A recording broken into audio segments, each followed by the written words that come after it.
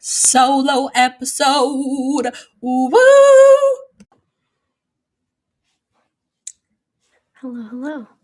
Welcome to What Did We Just Watch? Which this week is What Did I Just Watch? Because it is my turn to do a solo episode.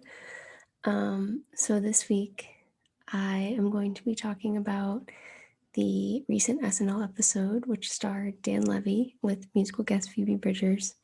I'm not usually an SNL viewer. Not something that I usually spend every weekend watching, but these happen to be two people who I'm a big fan of, two very talented, attractive people who I love very much. So Dan Levy, obviously, is just a really talented actor. I think best known from creating and starring in Schitt's Creek, which is, one of my favorite comedy shows, and then Phoebe Bridgers, wonderful female indie rock artist. She's great as well. So I was super excited to hear that both of them were, hosting and being musical guests at the same time. So I thought this was definitely an episode that I should watch. And it also coincided with the week where I was going to do this whole episode because Emma and Kiana are both busy this weekend. So yeah, thought that, I've taken some notes on some of my favorite parts, some things that I wanted to talk about. And so should be interesting. I definitely recommend, though, that, if you like SNL or you like either of the hosts for the week, that you go ahead and watch the episode too. So I won't do like a full synopsis of every single sketch. I'm going to talk about a few more specifically that I really enjoyed, but definitely recommend watching because it was a pretty fun watch for my Sunday morning. I went to bed before 11:30 last night, so did not watch it live, but I did watch it once it hit Hulu this morning. So yeah, we can get into it. Overall, really enjoyed the episode. I think Dan brought kind of his classic Dan Levy charm to the show and to the sketches that he was in, so it was very fun. So I guess to start off, like his monologue, he came out, he had this like very shiny pinstripe suit on, which was great. And the kind of central piece of his monologue was he was talking about his week on SNL, and he did a backstage tour, just mostly kind of joking about like the safety protocol that NBC has in place to keep everyone safe with obviously COVID going on. And so, there were some jokes. There was like Adie Bryant was playing a safety officer with like a pool noodle. She was shoving in between people to keep them 6 feet apart and everything like that. Dan was like walking through the backstage, like telling people about things. And we saw all these like people with big like hamster bubble things on, like keeping them separated and like funny things like that.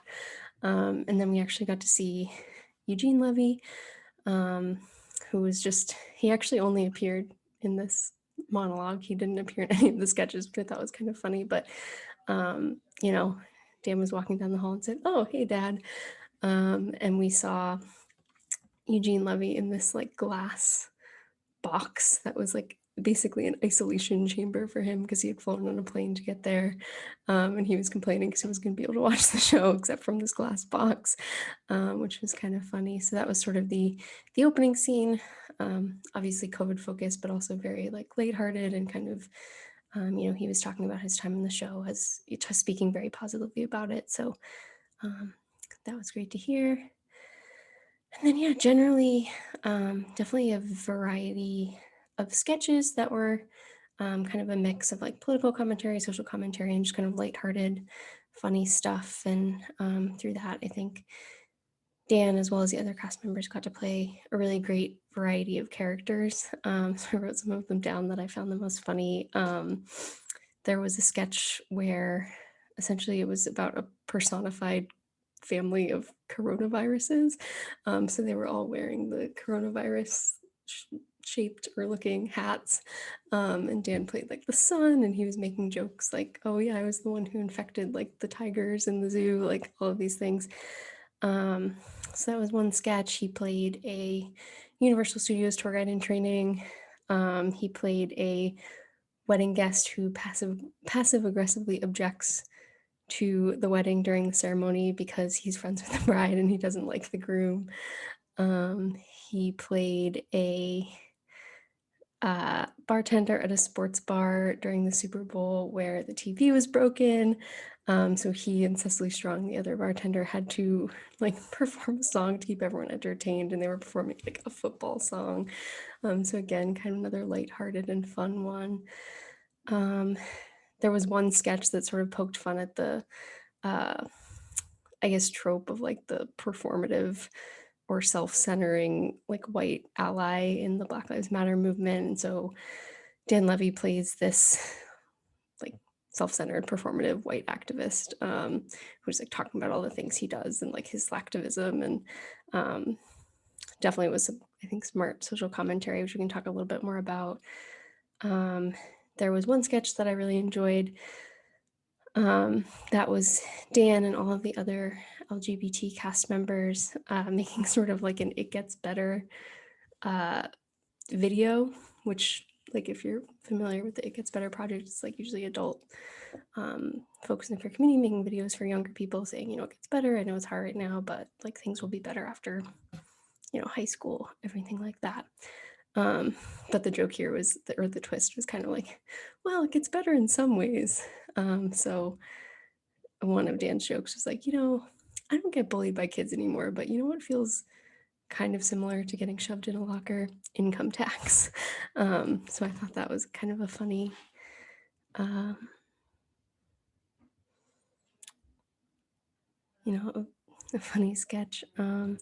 So yeah, that just shows kind of the variety of different characters that were played, the variety of different sketches that were shown. So definitely a fun, like, hour and a half show. There were a couple of sketches that I really enjoyed that I wanted to do like a bit more of a synopsis of, talk about a little bit more. So one was one that I've seen a lot of people talking about. It was very, very relatable to me, and I think very relatable to some of my friends as well. So we've been talking about it today. So it started off, it was this kind of like, it was one of the pre-recorded sketches. It was clearly supposed to be like an advertisement. So it was showing like different individuals talking to the camera. It was definitely like sort of like sensual vibe there. Obviously at the beginning, you don't know what the advertisement is for. And it sort of starts off like, hey, are you, you know, are you in your late 30s or your 30s? Are you getting tired of sex? Like, is it just not, you know, doing what it used to do for you? Like, you're not just feeling it right now. I think you need something new. So it's sort of going along that path, and you're sort of thinking, like, what is this going to be an advertisement for? And they say, you need Zillow. And it sort of goes on to talk more about the trope of how, you know, people who, you know, millennials in their 20s and 30s, who, you know, are renting, living in cities, can't afford a home, but are addicted to looking at Zillow and like imagining what homes they might buy with their non-existent funds. So I don't know, there are a lot of different jokes there. There was one where Dan Levy and Bowen Yang were a couple in this sketch, and they were looking at Zillow together and like, oh, the guest house has its own kitchen, but it was like, they were sort of positioning that as like dirty talk, but they were just talking about the guest house in this Zillow home. So no, definitely very funny, very relatable, because I know myself and a lot of my friends spend a ton of time looking at Zillow for people in our mid-20s who don't have the funds to buy a home at this point. So I really laughed a lot at that one. Another one, the other sketch that I wanted to talk about that I thought was pretty funny, pretty relatable to our current times, was one where these probably five, I think five, 4 or 5 people were at a Super Bowl party. And this is, you know, taking place in present day, our COVID world. So at the beginning, they have face masks on. But, you know, they're immediately talking about like, hey, we've all been so good. Like, we've been being so careful. Like, we deserve this night together. Like, let's take our masks off. So they take their masks off. And you know, they immediately start talking about like, oh, you know, I've done this, I've gone to this place, I've hung out with these people, but like otherwise I've been so careful. You know, but generally talking about like all of the risky things they've been doing, talking about their pods that have like 15 people in them. So it's really just the whole, you know, stereotype of people who think they're being really careful with COVID, but actually are not, and are actually taking a lot of risky moves, but at the same time, like talking about and kind of looking down on others who they think aren't being careful. That's definitely something that I've seen from people in real life, on social media and otherwise with COVID, just thinking that they're being really careful when they're not. So, like, I just found that kind of funny. It's, poking fun at that, like making light of it, but also pointing out that it's something we should all be thinking about. But anyway, so they're going through talking about all of the things that they've been doing, but they're being so careful. Um, and then someone brings out a pot of chili, says something like, "Okay, well, we got to be careful. You don't want to like share utensils because that might be dangerous." So they all put hand sanitizer on, and then they start eating chili out of the same pot with their hands. um, and then someone asks, "Hey, so and so, did you spice this chili?" And he's like, "Yeah, it's my traditional famous recipe. Of course I did." And she says, "I can't really taste it." Someone else says, "It's weird. I can't really smell it." Um, and they say, "Do you think?" And then, "Oh no, but we've been so careful." So just kind of going on that route. And then the camera sort of starts to pan out, and we see Kate McKinnon dressed as Dr. Anthony Fauci, and it turns out that this whole thing is a PSA from Dr. Fauci of what not to do. Um, so, we get that perspective, and then someone dressed as Psy comes in and starts performing some sort of altered version of Gangnam Style, so it kind of goes off the rails there a little bit. Thought it was a pretty funny sketch, so definitely would recommend checking that one out and checking out the Zillow one if you don't want to watch the whole episode, because those were two of my favorites. I think the ones I found funny just because I feel like they're like relatable. Um, so yeah, those are the ones I wanted to like go into more in-depth synopsises about.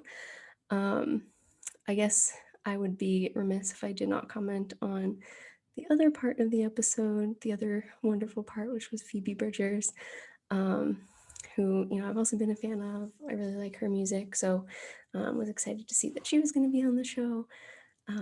So if you're familiar with like I guess the layout or how like SNL usually is at all, the musical guests would perform twice, so once kind of in the middle of the episode and once towards the end. So she performed two songs. The first was her song Kyoto, and both of these were from her recent album. And so for this one, she and her band were both wearing kind of like I think what they wear a lot of the time, which are these like skeleton costumes that honestly look really comfortable. Sort of like soft like skeleton onesies. And so she performed that song. That's one that I like, and I think she did a really great job. And then her second song, she came out and she performed a song called "I Know the End."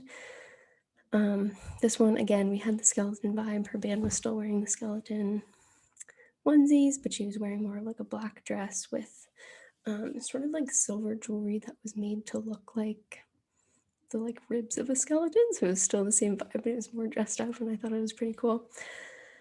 And so this song, "I Know the End," was a cool one. I think it's like the last song on the album. Starts off kind of very like gentle and soft and sort of dramatically builds throughout the song. And at the end is like very much like a rock song, like really energetic.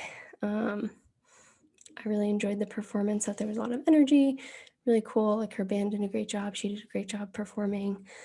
And then something that I've seen people talking about on Twitter and stuff today too, is she, as the song slowly starts to build and get more intense, she actually ends the song with a guitar smash. So I thought that was very cool. Very like, rock and roll vibes. Like that's a classic thing that other rock artists have done. And so, she did that, and it was kind of like a fun way to end. I thought that was really cool.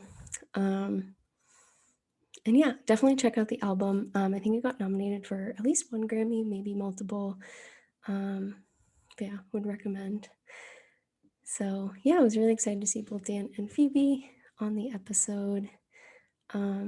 Overall, really enjoyed it. I think a couple of things I wanted to comment on.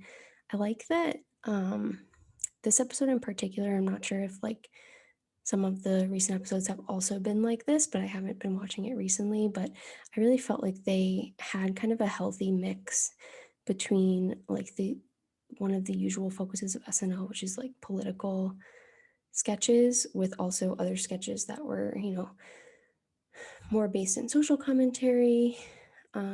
So not just focusing on like politics or political figures, but focusing on other social commentary as well, which obviously might blend in with politics, but is kind of a little bit of a different vibe.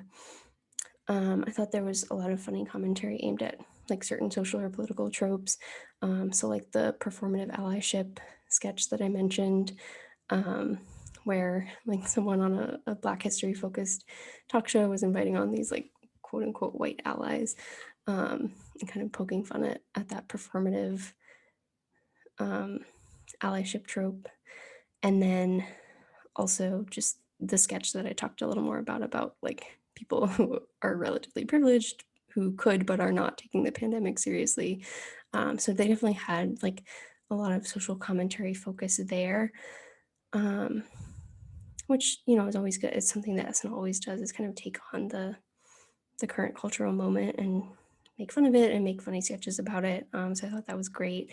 But then there was also kind of a level of more lighthearted sketches that just took a step away from those things. So like the one with the football song or like the Zillow ad.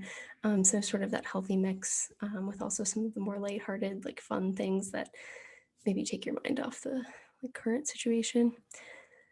So I thought that was a good way to spend the hour and a half, was with a mix of different things.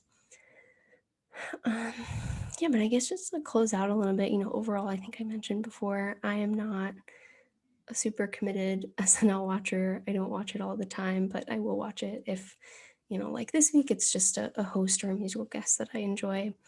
So yeah, in the past when I have watched episodes, I feel like they've been pretty hit or miss for me. Sometimes I enjoy it, sometimes I'm like, take it or leave it, not my favorite thing. And with this episode, there were definitely still like a couple of jokes or a couple of segments that like didn't land the best for me personally. Everyone's sense of humor is different, but I did really enjoy watching. I really enjoyed watching the sketches that Dan Levy was in. I enjoyed watching Phoebe perform, and I also enjoyed the work of a lot of the other cast members that are more typically on the show that I've seen before. Thought everyone did a really great job this week. So yeah, I definitely recommend, checking it out, seeing if you like some of the sketches that I talked about, but there were a lot of other ones that I think also folks would enjoy that were funny or interesting. So yeah, I would definitely recommend. I think in terms of a rating, I'm going to give it an 8 out of 10 spectacular outfits, but to break that down a little bit more, I'm going to give it 4 shiny pinstripe suits and 4 skeleton onesies to add up to a total of 8 out of 10, if that makes sense. Um, so yeah, definitely go check it out. Thank you for listening. Come back next week. We will have one of our more usual episodes with Emma and Kiana on to get that banter back. I missed them this week, but I hope you enjoyed just talking to me. And yeah, this has been What Did We Just Watch? And thank you.